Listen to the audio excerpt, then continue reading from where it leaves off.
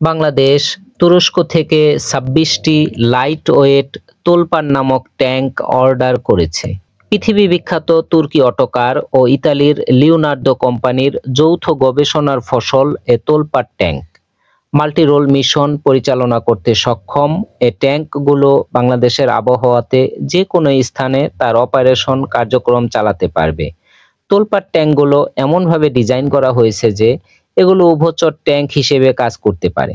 যুদ্ধকালীন পরিস্থিতিতে তোলপার ট্যাঙ্ক শত্রু বাহিনীর উপর গোলাবর্ষণ করা ছাড়াও অ্যাম্বুলেন্স ও এয়ার ডিফেন্স সিস্টেম হিসেবে কাজ করতে সক্ষম।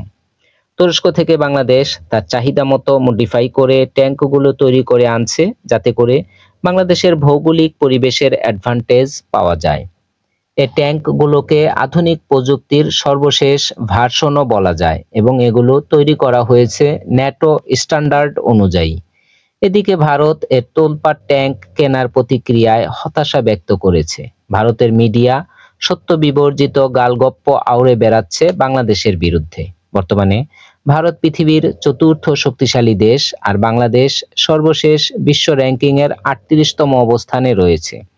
বাংলাদেশ শুধু আত্মরক্ষার জন্য অস্ত্র ক্রয় করে, কিন্তু ভারত শুধু আত্মরক্ষা নয়, আক্রমণ করার জন্য তার অস্ত্র ভান্ডারকে প্রতিনিয়ত সমৃদ্ধ করেই যাচ্ছে। সামান্য কয়েকটি ট্যাঙ্ক কেনার খবরে মোদি সরকার নড়েচড়ে বসেছে।